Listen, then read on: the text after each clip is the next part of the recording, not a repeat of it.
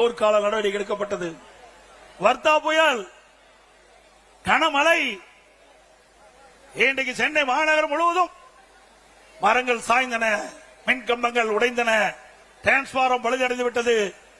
அப்படிப்பட்ட சூழ்நிலையிலும் அனைத்து இந்திய அண்ணா திராவிட முன்னேற்ற கழகம் விரைந்து அரசு விரைந்து செயல்பட்டு மக்களுக்கு எந்த இடையூறும் இல்லாம ஓரிரு நாட்களிலே அந்த மின் தடைகள் எல்லாம் சரி செய்து மக்களுக்கு இயல்பான நிலைக்கு கொண்டு வந்த அரசாங்கம் அதிமுக அரசாங்கம்.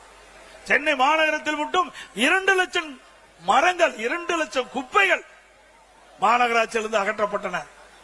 இப்படி மக்களுக்கு பிரச்சனை ஏற்படுகிற போது அந்த பிரச்சனையை தீர்க்கக்கூடிய வல்லமை படைத்த அரசாங்கமா அனைத்து இந்திய அண்ணா திராவிட முன்னேற்ற கழக அரசு விளங்கியது. அண்மையிலே ஓராண்டு என்று நினைக்கின்றேன், ஓராண்டு 2 ஆண்டு இருக்கின்ற நினைக்கின்றேன். சென்னை மாநகரத்தில் வெறும் மழைதான் பொழிந்தது. எல்லா பக்கமும் எல்லா சாலையிலும் தண்ணீர் தேங்கி இருந்தது. அப்பொழுது ஒரு பெண்மணி சாலையிலே நடந்து கொண்டு சென்று கொண்டிருந்த பொழுது அந்த பெண்மணி சொன்னார், ஸ்டாலின் தான் வந்தாரு, ஸ்டாலின் தான் வந்தாரு, நீச்சல் அடிக்க விட்டார். அப்படிப்பட்ட நிலைமைதான் சென்னை மாநகரத்தில் விளங்கி கொண்டிருக்கின்றது. இன்றைக்கு ஸ்டாலினுடைய ஆட்சியில குடும்பத்தில் இருக்கின்றவர்கள் அதிகார மையங்கள் 4 அதிகார மையம். 1 முதலமைச்சர் ஸ்டாலின், 2 துணை முதலமைச்சர் உதயநிதி அவர்கள், 3 திரு ஸ்டாலினுடைய மருமகன் சபரீஸ்வரன், 4 திரு ஸ்டாலினுடைய மனைவி மரியாதைக்கு துர்கா அவர்கள். 4 அதிகார மையங்கள் தமிழகத்தை ஆட்டி படைத்துக் கொண்டிருக்கின்றது. இந்த 4 அதிகார மையங்களுக்கும் முடிவு கட்டுகின்ற தேர்தல் வருகின்ற சட்டமன்ற பொது தேர்தல்.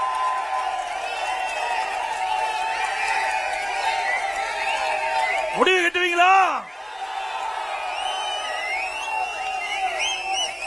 அதே போல கொரோனா காலம் சிந்தித்து பாருங்க, ஒரு கடுமையான சோதனை. இதுவரைக்கும் இந்த நோயை யாரும் பார்த்ததில்லை. உலகமே சம்பித்து போய்விட்டது. கொரோனா வைரஸ் காற்றிலே பரவக்கூடிய ஒரு நோய் உலகம் முழுவதும் பரவி கொண்டிருந்த அந்த காலகட்டத்தில் தமிழகத்திலும் கொரோனா வைரஸ் பரவல் கடுமையாக இருந்தது. அந்த கொரோனா வைரஸ் பரவல் இன்றைக்கு ஒருவரை தாக்கின்ற பொழுது அதனுடைய அறிகுறி என்ன என்று கூட தெரியாத ஒரு காலகட்டம். அந்த காலகட்டத்தில் கூட நம்முடைய மருத்துவர்கள், நம்முடைய அரசாங்கம் திறமையாக செயல்பட்டு அந்த கொரோனா வைரஸ் பரவல் அறிகுறிகளை கண்டுபிடித்து அதற்கு தக்க சிகிச்சை அளித்து விலை மதிக்க முடியாத உயிரை காப்பாற்றிய அரசாங்கம் அதிமுக அரசாங்கம். உலக அளவிலே நீங்க பார்த்தா கூட தமிழ்நாட்டில் தான் இந்த கொரோனா வைரஸ் பரவல் தடுத்ததிலே முதல் மாநிலம் என்ற பெயரை நாம் பெற்றோம்.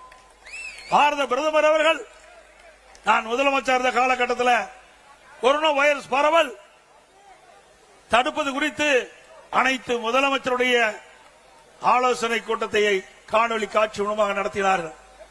அப்பொழுது மாண்புமிகு பிரதமர் அவர்கள் குறிப்பிட்டார், இந்த கொரோனா வைரஸ் பரவலை தடுப்பதிலே முதல் மாநிலம் தமிழ்நாடு, அதை பின்பற்றுங்கள் மற்ற மாநிலம் என்று குறிப்பிட்டார்கள். அந்த அளவுக்கு சிறப்பான ஆட்சி செய்த அரசாங்கம் அதிமுக அரசாங்கம். அதே காலகட்டம் சென்னை மாநகர மக்கள் மற்றும் பல்வேறு மாநகராட்சியில் இருக்கின்ற மக்கள், நகராட்சியில் இருக்கின்ற மக்கள் வேலை வாய்ப்பு இல்ல, உணவு கிடைக்காத ஒரு சூழ்நிலை. அரசாங்கத்துக்கு தெரிந்தவுடன் அனைத்து இந்திய அண்ணா திராவிட முன்னேற்ற கழக அரசு ஏழை மக்கள் பாதிக்க கூடாது, அவர்களுக்கு 3 வேளையும் சுட சுட உணவு கொடுக்க வேண்டும் என்ற அடிப்படையிலே அனைத்து அம்மா உணவகத்திலும் உணவுகள் தயாரிக்கப்பட்டு சமூக நல கூடங்களில் உணவு தயாரிக்கப்பட்டு ஒரு நாளைக்கு 7 லட்சம் பேர்களுக்கு உணவு வழங்கிய அரசாங்கம் அதிமுக அரசாங்கம். கிட்டத்தட்ட 11 மாதம் விலையில்லாம அம்மா உணவகத்திலே உணவளித்த அரசு அதிமுக அரசு. மாற்றுத்திறனாளிகள், கர்ப்பிணி பெண்கள், முதியோர்கள் அவர்களுக்கெல்லாம் அவர் இல்லத்துக்கே சென்று சுட சுட 3 வேளையும் கொரோனா காலத்திலே உணவு கொடுத்த அரசாங்கம் அதிமுக அரசாங்கம். அதே போல வேலைவாய்ப்பில்ல, ஏழைகள் துன்பப்படக்கூடாது என்பதற்காக ரேஷன் கடையிலே 11 மாத காலம் விலையில்லாம உணவுப் பொருள் கொடுத்த ஒரே அரசாங்கம் அதிமுக அரசாங்கம். அனைத்து இந்திய அண்ணா திராவிட முன்னேற்ற கழக அரசாங்கம் இந்த கொரோனா காலத்தில் 11 மாசம் அரசுக்கு வருவாய் கிடையாது. டாஸ்மாக்ல வருவாய் இல்ல, பத்திரப்பதிவுல வருவாய் இல்ல, ரோட் டாக்ஸ்ல வருவாய் இல்ல, ஜிஎஸ்டி வருவாய் இல்ல, கலால்ல வருவாய் இல்ல. இப்படி வருவாயே இல்லாத காலகட்டத்தில் கூட ஒரு சிறப்பான ஆட்சி கொடுத்த ஒரே அரசாங்கம் அதிமுக அரசாங்கம். அந்த காலகட்டத்தில் பள்ளிகள் திறக்கப்படல, கல்விகள் திறக்கப்படல, மாணவர்கள் மன உளைச்சல், ஓராண்டு வீணா போய்விட்டது என்று கவலைப்பட்டுக் கொண்டே இருந்தார்கள். அந்த கவலையும் தீர்த்த ஒரே அரசாங்கம் அதிமுக அரசாங்கம். பள்ளியிலே படிக்கின்ற மாணவர்களுக்கு ஆல் பாஸ் போட்டு கொடுத்தோம். கல்லூரியிலே படிக்கின்ற மாணவர்களுக்கு ஆன்லைன்ல வகுப்பு நடத்தினோம். ஆன்லைன்ல தேர்வு சிறப்பா கல்வி கட்டுறாங்க, சிறப்பா ஆன்லைன்ல தேர்வு எழுதி தேர்ச்சி பெற்றாங்க. இளைஞர்களையும் காப்பாற்றிய அரசு, மாணவர்களையும் காப்பாற்றிய அரசாங்கம் அதிமுக அரசாங்கம். இப்படி ஏதாவது ஒரு திட்டத்தையாவது இந்த ஆட்சியை பார்க்க முடிகிறதா? இப்படி ஏதாவது ஒரு திட்டத்தையாவது செயல்படுத்தி காட்டினார்களா? சிந்தித்து பாருங்கள். அது மட்டுமல்ல, திராவிட முன்னேற்ற கழகம் சுமார் 525 அறிவிப்புகள் 2021 சட்டமன்ற பொதுத் தேர்தலில் அறிவித்தார்கள். அந்த 525 அறிவிப்புகளை 4 ஒரு பங்கு அறிவிப்பு கூட இதுவரைக்கும் நிறைவேற்றல. ஆனா ஸ்டாலின் எப்பொழுது பார்த்தாலும் ஸ்டாலின் அமைச்சர் சகாக்கள் திராவிட முன்னேற்ற கழகம் அறிவிக்கப்பட்ட அறிவிப்புகள்ல 98% அறிவிப்புகள் நிறைவேற்றப்பட்டதாக ஒரு பச்சை பொய் சொல்லிட்டு இருக்காங்க. நிறைவேற்றிருக்காங்களா? பொய் தானே. இன்றைக்கு நம்முடைய நகரத்தில் இருக்கின்ற வாழ்கின்ற மக்கள் அவருடைய கல்விக்காக வங்கியிலே கடன் வாங்கின கடன் ரத்து பண்ணிருக்காங்களா? இது திராவிட முன்னேற்ற கழக தேர்தல் அறிக்கையிலே குறிப்பிட்டிருக்கார்கள். திராவிட முன்னேற்ற கழகம் ஆட்சிக்கு வந்தா அந்த கல்வி கடன் ரத்து செய்யல. அதோட திராவிட முன்னேற்ற கழகம் ஆட்சிக்கு வந்த உடனே நீட் தேர்வு ரத்து பண்ணாங்களா? அதோட நீட் தேர்வு விலக்கு பெறுவதற்கு ரகசியம் இருக்கின்ற என்று இன்றைய துணை முதலமைச்சர் அன்றைய தினம் சொன்னார் தேர்தல் நேரத்தில். ஆனா ரகசியத்தை சொல்லிட்டார் முதலமைச்சர். இந்த 2 சட்டமன்றத்திலே குறிப்பிட்டார். நீதிமன்றத்தில் தீர்ப்பு வந்த காரணத்தினால எங்களால நீட்டுக்கு விதிவிலக்கு பெற முடியாது என்று ரகசியத்தை போட்டு உடைச்சிட்டார். நல்லா சிந்திச்சு பாருங்க. 2021 சட்டமன்ற பொதுத் தேர்தலில் வீதி வீதியாக இன்றைக்கு இருக்கிற முதலமைச்சரும் அவருடைய மகன் உதயநிதி அவர்களும் வீதி வீதியா பேசினாங்க. திராவிட முன்னேற்ற கழகம் ஆட்சிக்கு வந்தால் நீட் தேர்வு ரத்து செய்யப்படும் என்ற வாக்குறுதியை கொடுத்து இந்த இளைஞர்களையும் அவருடைய பெற்றோர்களை ஏமாற்றி வாக்குகளை பெற்று ஆட்சிக்கு வந்து அந்த மக்களை மறைந்த அரசாங்கம், மறந்த அரசாங்கம் திமுக அரசாங்கம். சிந்தித்து பாருங்க. எந்த அறிவிப்பை நிறைவேற்றிக்கிறாங்க? ஒண்ணும் கிடையாது.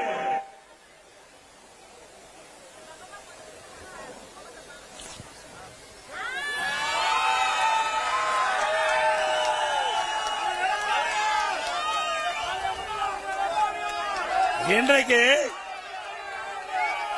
இருக்கின்ற மக்கள், நான் இந்த வீதியிலே வருகின்ற பொழுது பார்த்தேன், பெரும்பாலும் சாதாரண மக்கள்.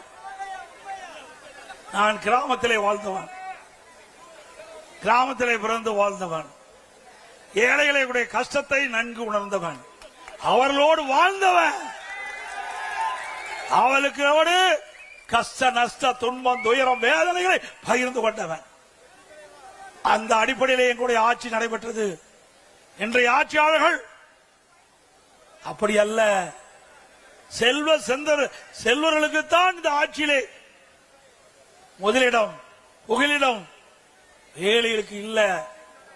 அதிமுக ஆட்சிக்கு வரை ஏழைகளுக்காக திட்டங்களை போட்டோம்.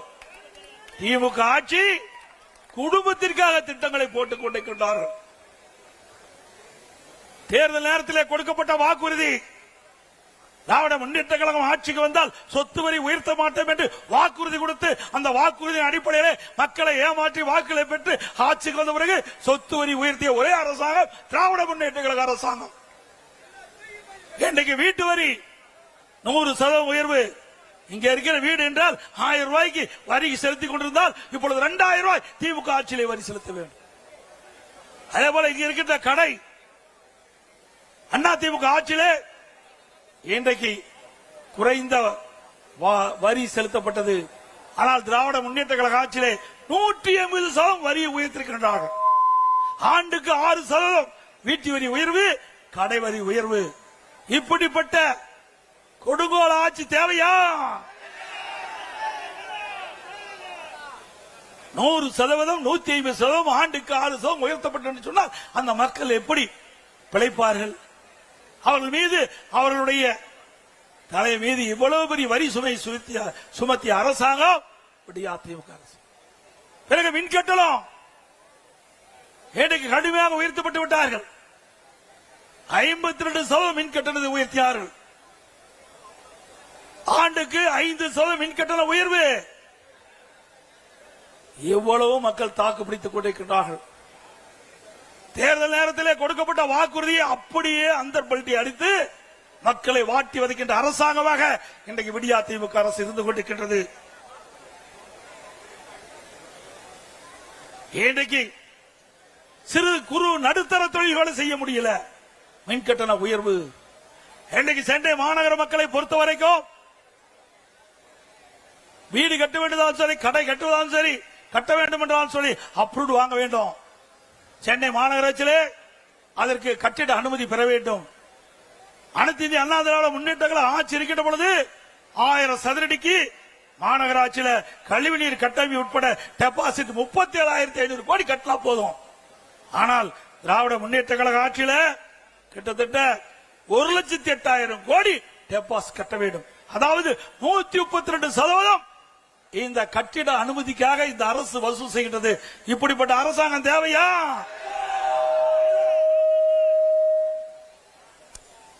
இங்கே சென்னை மாநகர மக்களை பொறுத்த வரைக்கும் அன்றாட வேலைக்கு செல்லக்கூடியவர் பல பேர் இருக்கின்றார்கள். மாத சம்பளம் வாங்கிட்டவர் பல பேர் இருக்கின்றார்கள். பெரும்பாலும் அப்படித்தான் இந்த மாநகரத்திலே வாழ்ந்து கொண்டிருக்கின்ற மக்கள். ஆனால் இந்த ஆட்சி வந்த பிறகு விலைவாசி விண்ணை முட்டுகின்ற அளவுக்கு உயர்ந்து போய்விட்டது. எனக்கு அரிசி விலை அனைத்து இந்திய அண்ணா திராவிட முன்னேற்ற கழக ஆட்சியில பச்சரிசி, சாப்பாட்டு அரிசி 1 கிலோ 40 ரூபாய்க்கு வித்தது. திராவிட முன்னேற்ற கழக ஆட்சியில 1 கிலோ 75 ரூபாய்க்கு விற்கிறது பச்சரிசி. பொன்னி புழுங்கல் அரிசி 1 கிலோ அண்ணா திமுக ஆட்சியில 45 ரூபாய். திராவிட முன்னேற்ற கழக ஆட்சியில 1 கிலோ 75 ரூபாய்க்கு விற்கின்றது.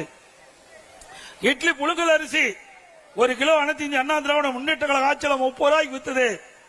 திராவிட முன்னேற்ற கழக ஆட்சியில 1 கிலோ 55 ரூபாய்க்கு விற்கிறது.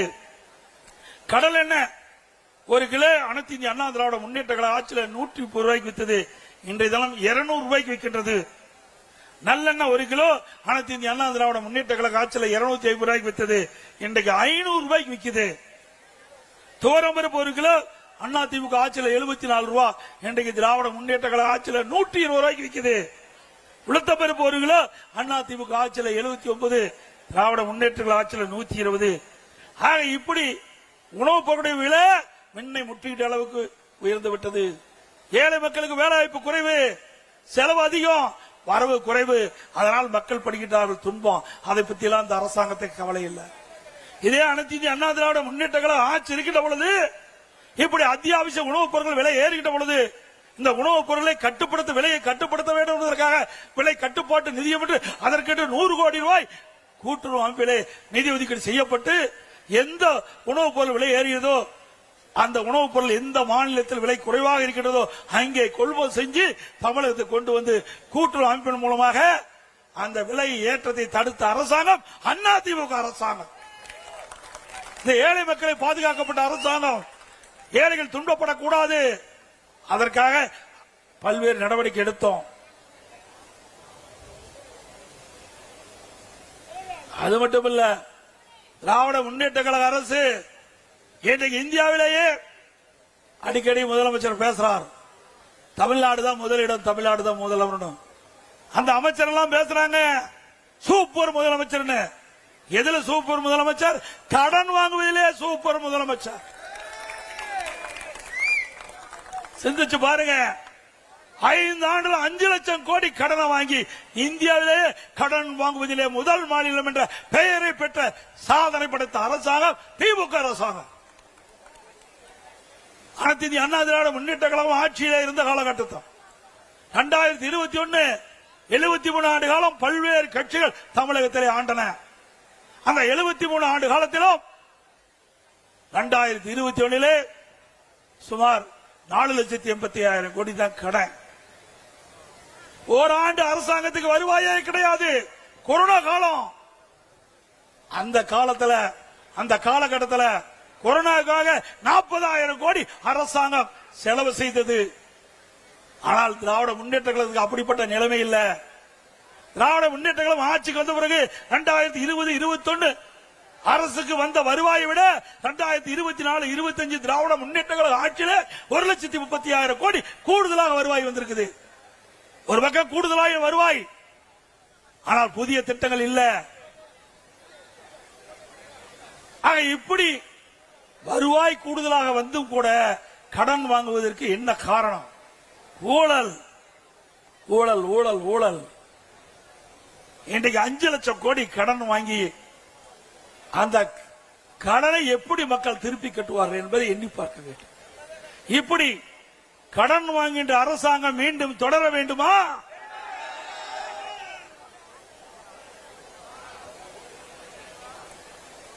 எவ்வளவோ பிரச்சனை நாட்டில் இருக்குது. அதையெல்லாம் திமுக முதலமைச்சருக்கு கவலை இல்ல, துணை முதலமைச்சருக்கு கவலை இல்ல. கார் பந்தயம் அது வேணுங்களா?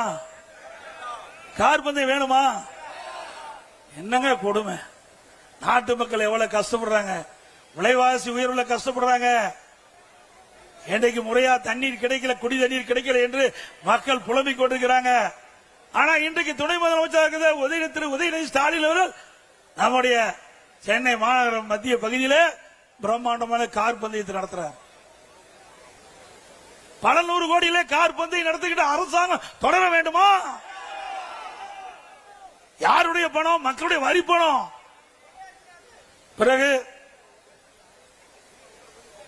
திரு ஸ்டாலின் அவர்கள் அவருடைய தந்தைக்கு ஞாபகார்த்தமா பேனா வைக்கிறார். நீங்க பேனா வைங்க, நாங்க வேண்டான்னு சொல்லல. அவருடைய திராவிட முன்னேற்ற கழகம் ட்ரஸ்ட் வச்சிருக்கிறாங்க, குடும்பத்தில் ஒரு ட்ரஸ்ட் வச்சிருக்கிறாங்க. 8,000 கோடி இருக்குது. திராவிட முன்னேற்ற கழகம் அந்த திரு கருணாநிதி குடும்பத்திற்கு ட்ரஸ்ட்ல 8,000 கோடி இருக்குது. அதுல பேனா வைங்க.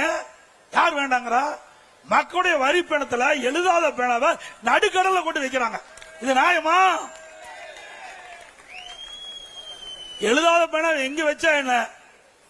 நீங்க அடக்கம் பண்ண அங்க மெரினா பீச்சில் அவருடைய நினைவிடத்துல முன்னாடி ஒரு 2 கோடி பேனா வைங்க. யார் வேண்டாங்கிறா? திரு ஸ்டாலின் அவர்களே, மக்களுடைய வரி பணத்தை ஊதாரி தனமாக செலவு செய்கின்ற அரசாங்கம் மீண்டும் தொடர வேண்டுங்களா? எல்லாத்துக்கும் மேல இன்றைக்கு திருடர்கள் மக்கள்கிட்ட நகை பிடுங்குவாங்க, பணத்தை கொள்ளையடிப்பாங்க. ஆனா திமுக ஆட்சியில உடல் உறுப்புல திருடுறாங்க. உடல் உறுப்பை திருடுறாங்க. அது யார் திருடுறா? திமுக எம்எல்ஏ. கொடுமை அல்லவா? நாமக்கல் மாவட்டம் வறுமையின் காரணமாக அந்த ஏழை தொழிலாளிகளை ஏமாற்றி முறைகேடாக அந்த கிட்னிய திருடி இருக்காங்க. இப்படிப்பட்ட அரசாங்கம் தேவைங்களா? தயவு செய்து இந்த கூட்டத்தில் வந்திருக்கிற நம்முடைய கழக நிர்வாகிகளும் தொண்டராலும் சரி, பொதுமக்களாலும் சரி, உங்களுடைய நண்பர்களாலும் சரி, உறவினராலும் சரி, ஏதாவது திமுக கட்சிக்காரன் நடத்துற மருத்துவமனைக்கு போய் ஏதாவது ஆபரேஷன் பண்ணி இருந்தா மீண்டும் போய் ஸ்கேன் பண்ணி பாத்துங்க. ஏன்னா உள்ளுக்குள்ள இருக்கிற உறுப்பு இருக்குதா இல்லையான்னு பாத்துங்க. இது எதற்காக சொல்லிட்டு சொன்னால், நம்முடைய நாமக்கல் மட்டம் குமராபாளையத்தில் ஒரு பெண்மணி பணத்தை ஆசை காட்டி அதனுடைய கிட்னியை எடுப்பதற்காக அழைச்சிட்டு போய் கல்லீரல் எடுத்துட்டாங்க, கிட்னிக்கு பதிலா. அதனாலதான் நான் சொல்றேன், இது விளையாட்டுக்காக சொல்லிங்க, உண்மையாக திராவிட முன்னேற்ற கழக ஆட்சியில் இருந்து சம்பவம் நடந்திருக்குது. ஆக ஒரு எம்எல்ஏ, ஆளுங்கட்சி எம்எல்ஏ அவருடைய மருத்துவமனையில் இந்த கிட்னி முறைகேடு நடைபெற்றதாக அரசாங்கத்துக்கு, இது திமுக அரசாங்கத்துக்கே புகார் வந்து திமுக அரசாங்கம் அதுக்கென்று ஒரு குழு அமைக்கப்பட்டு அந்த குழு போய் அந்த மருத்துவமனையில் ஆய்வு செஞ்சு முறைகேடு நடைபெற்றது உண்மை என்று கண்டுபிடித்த பிறகு அந்த மருத்துவமனை மீது இதுவரைக்கும் நடவடிக்கை எடுக்கல. மீண்டும் அனைத்து இந்திய அண்ணா திராவிட முன்னேற்ற கழகம் ஆட்சிக்கு வந்தா இந்த கிட்னி முறைகேட்டில் யாரெல்லாம் ஈடுபட்டார்களோ அவர்கள் மீதுதான் உரிய நடவடிக்கை எடுக்கப்படும்.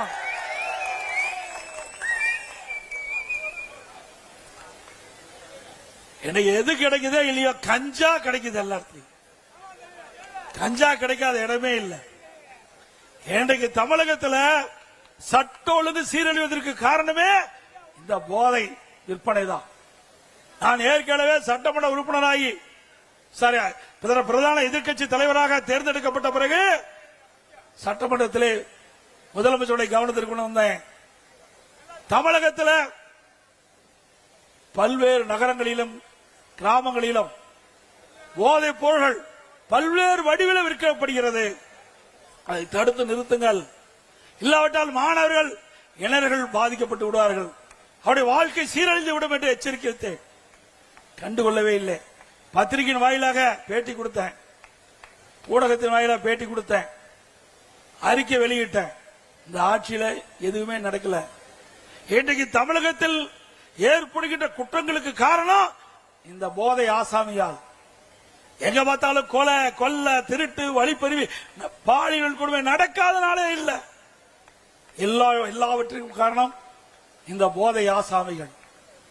இன்றைக்கு தமிழகத்தில் போதைப் பொருள் நடமாட்டம் அதிகரித்து விட்டதை கட்டுப்படுத்த திராணியற்ற அரசாங்கம் மீண்டும் தொடர வேண்டுமா? ஒரு நாடு வளம் பெற வேண்டும், ஒரு நாடு செழிக்க வேண்டும், ஒரு நாடு பொருளாதாரத்தில் ஏற்றப்பட வேண்டும் என்று சொன்னால் சட்ட ஒழுங்கு சிறப்பா இருக்கணும். எந்த ஒரு மாநிலத்தில், எந்த ஒரு நாட்டில் சட்ட ஒழுங்கு சிறப்பா இருக்குதோ அந்த நாடு வளரும். ஆனால் தமிழகம் சீரழித்துக் கொண்டிருக்கின்ற நிலை தமிழகத்திலே பார்க்கப்படுகிறது. இதற்கு காரணம் கையிலாகாத ஒரு முதலமைச்சர் தமிழகத்தில் ஆண்டு கொண்டிருக்கின்ற காரணத்தினாலே இப்படிப்பட்ட நிகழ்வுகள் நடந்து கொண்டிருக்கிறது. அதை தடுக்க வேண்டும் என்று சொன்னால் வருகின்ற சட்டமன்ற பொதுத் தேர்தலில் அனைத்து இந்திய அண்ணா திராவிட முன்னேற்ற கழக தலைமையில் அமைக்கப்படுகின்ற தேசிய ஜனநாயக கூட்டணி மிகப்பெரிய வெற்றி பெற வேண்டும்.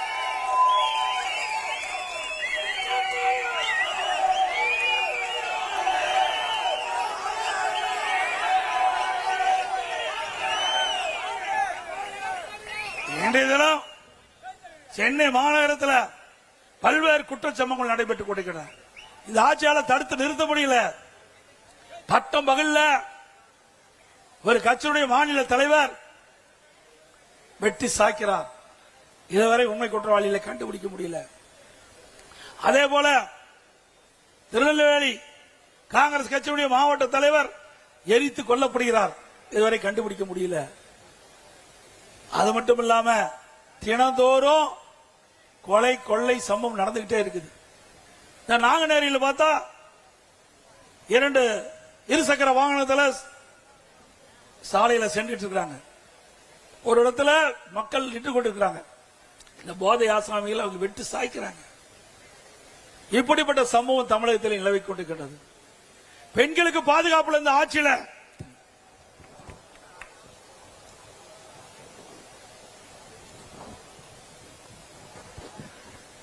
திராவிட முன்னேற்ற கழக ஆட்சியில பெண் பிள்ளைகள் வெளியிலே சென்று வீடு திரும்பினா தான் நிஜம்.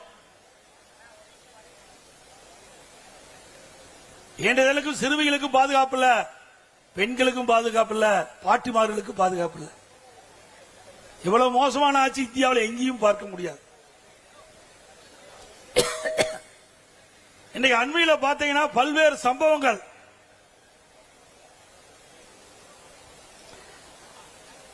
இன்றைக்கு தூத்துக்குடி மாவட்டம் விளாத்திக்குளத்தில் பாத்தீங்கன்னா பள்ளி மாணவி பள்ளிக்கு சென்ற பொழுது வீடு திரும்பல, அத பாலியல் துன்புறுத்தி கொலை செஞ்சிருக்கிறாங்க. நல்லா சிந்திச்சு பாருங்க. அதே போல அண்ணா பல்கலைக்கழக மாணவி பாலியல் சீண்டல். யார் அந்த சார்? இந்த ஆட்சியில கண்டுபிடிக்க. அண்ணா திமுக ஆட்சி வந்தா யார் அந்த சார் கண்டுபிடிக்கப்படும். மதுராங்கத்தில் இருசக்கர வாகனத்தில் சென்று கொண்டிருந்த பெண்மணியை கடத்திக்கிட்டு போய் பாலியல் சீண்டல். கோயம்புத்தூர் விமான நிலையத்துக்கு அருகில ஒரு மாணவியும் ஒரு ஆண் நண்பரும் பேசிக் கொண்டிருக்கிறாங்க. காம கொடர்கள் அங்கே சென்று அந்த பெண்மணியை பாலியல் சீண்டலுக்கு உட்படுத்துறாங்க. இப்படி பெண்களுக்கு பாதுகாப்பு இல்லாத ஒரு சூழலை தமிழகத்தில் நிலவிக் கொண்டிருக்கிறது. இன்றைய தினம் தமிழகத்திலே திராவிட முன்னேற்ற கழகம் ஆட்சிக்கு வந்த பிறகு 6999 போச வாக்குகள் பதிவு செய்யப்பட்டிருக்கு சொன்னால் இந்த ஆட்சியிலே சிறுமிகளுக்கு பாதுகாப்பு இருக்குதா என்று சொல்லி எண்ணி பாருங்க. 6999 போக்சோ வழக்குகள் பதிவு செய்யப்பட்டிருக்கு சொன்னால் சிறுமிகளுக்கு இந்த ஆட்சி என்ன பாதுகாப்பு கொடுத்தது என்பதை எண்ணி பார்க்க வேண்டும். 2.5 வயது குழந்தை கிருஷ்ணகிரியிலே இன்றைக்கு பாலியல் சீண்டலுக்கு ஆளாக்கப்படுகிறார். இப்படி ஒரு மோசமான ஆட்சி, மக்களை பாதுகாக்க தவறிய ஆட்சி, குடும்பத்தை மற்றும் வளமாக செல்வ செழிப்பாக இருப்பதற்காக ஆட்சி செய்கின்ற ஒரே அரசாங்கம் திராவிட முன்னேற்ற கழக அரசாங்கம். அப்படிப்பட்ட அரசாங்கத்தை வருகின்ற சட்டமன்ற பொதுத் தேர்தலிலே அவர்களை ஓட ஓட விரட்டி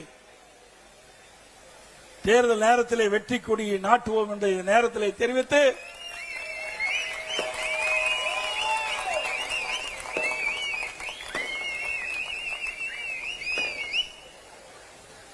இந்த சட்டமன்ற தொகுதியிலே பாரதிய ஜனதா கட்சிக்கு ஒதுக்கப்படுகின்றன. இந்த பாரதிய ஜனதா கட்சியினுடைய வேட்பாளர் போட்டியிட்டா அவருக்கு தாமரை சின்னத்திலே வாக்களித்து வெற்றி பெற வேண்டும். அதே போல சென்னை மாநகரத்திலே நம்முடைய அனைத்து இந்திய அண்ணா திராவிட முன்னேற்ற கழக வேட்பாளர் போட்டியிட்டா அவர் இரட்டை சின்னத்திலே வாக்களியுங்கள். அதேபோல பாட்டாளி மக்கள் கட்சி அவள் போட்டியிடுகின்ற அந்த வேட்பாளருக்கு மாம்பழ சின்னத்திலே வாக்களியுங்கள். அதோடு அம்மா மக்கள் முன்னேற்ற கழகத்தை போட்டியிடுகின்ற வேட்பாளருக்கு குக்கர் சின்னத்திலே வாக்களியுங்கள். ஆக நம்முடைய கூட்டணி கட்சிகள் போட்டியிடுகின்ற தொகுதியிலே இருக்கின்ற வாக்காளர் பெருமக்கள் அந்தந்த கட்சி வேட்பாளருடைய சின்னங்களுக்கு வாக்களித்து அவர்களை வெற்றி பெற செய்ய வேண்டுமாய் இருக்கிற கூப்பி வேண்டி கேட்டு இந்த மிகச் சிறப்பாக எழுச்சியாக முதல் தேர்தல் பிரச்சார கூட்ட நிகழ்ச்சி கலந்து கொண்டுள்ள அனைத்து கழக நிர்வாகிகளுக்கும் நேரத்தில் நன்றி தெரிவித்து அதோடு அனைத்து இந்திய அண்ணா திராவிட முன்னேற்ற கழகம் ஆட்சிக்கு வந்தா இன்றைக்கு எல்லா குடும்பத்தில் இருக்கின்ற நம்முடைய குடும்ப தலைவிக்கு மாதந்தோறும் 2000 ரூபாய் வழங்கப்படும். அதே போல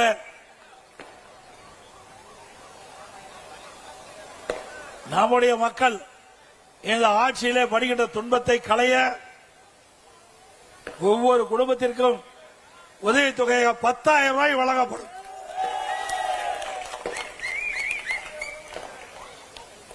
நகர பேருந்தில் தற்போது பெண்கள் கட்டணம் இல்லாமல் பயணம் செய்கின்றார்கள். அதே போல அதிமுக ஆட்சிக்கு வந்த பிறகு ஆண்களும் நகர பேருந்திலே கட்டணம் இல்லாமல் பயணம் செய்யலாம்.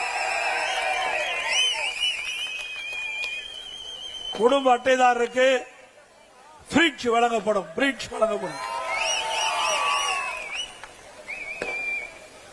குடும்ப அட்டைதாரருக்கு அதிமுக ஆட்சி வந்தவுடனே விலையில்லா பருப்பு, விலையில்லா எண்ணெய் வழங்கப்படும். சமையல் எண்ணெய்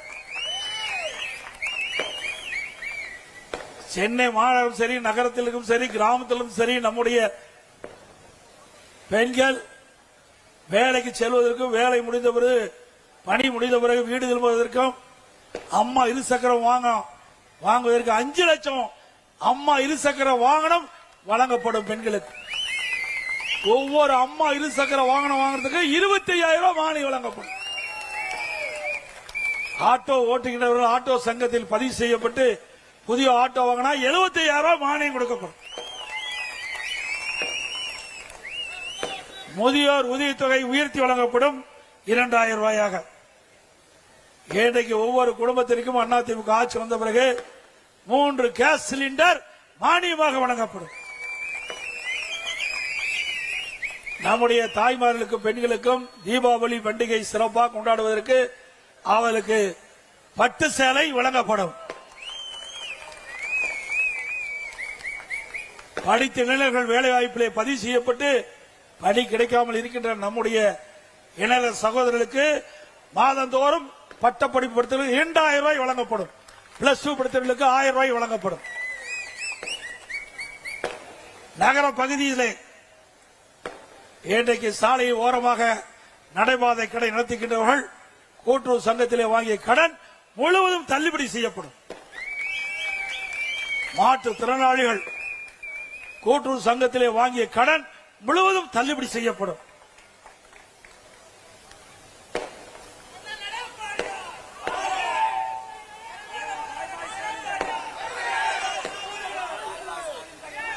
மக்களை காப்போம், தமிழகத்தை மீட்போம். மக்களை தமிழகத்தை மக்களை தமிழகத்தை மக்களை தமிழகத்தை ஸ்டாலின் மாடல் அரசு, ஃபெயிலியர் மாடல் அரசு. Bye bye Stalin. இந்த ஆட்சியோட ஸ்டாலினுக்கு பை பை சொல்லிடலாம்.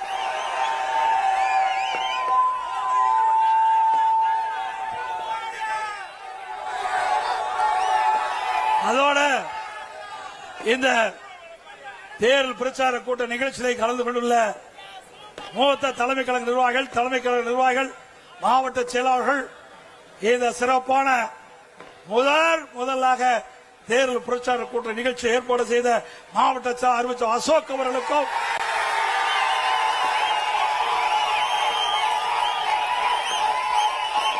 அவருக்கு உறுதுணையாக விளங்கிய பகுதி கழக செயலாளர்களுக்கும், வட்டக்கழக செயலாளர்களுக்கும், கழகத்திலே பல்வேறு பொறுப்புகளின் நிர்வாகிகளுக்கும், இந்த நிகழ்ச்சியிலே திரளாக கலந்து கொண்டுள்ள நம்முடைய அனைத்து இந்திய அண்ணா திராவிட முன்னேற்ற கழகத்திலே பல்வேறு பொறுப்புகள் இருக்கின்ற நிர்வாகிகளுக்கும், நம்முடைய கூட்டணி கட்சி பாரதிய ஜனதா கட்சி மற்றும் பாட்டாளி மக்கள் கட்சி மற்றும் அம்மா மக்கள் முன்னேற்ற கழகம் மற்றும் நம்முடைய கூட்டணியில் அங்க வைக்கின்ற கட்சியுடைய தலைவர்கள், நிர்வாகிகள்,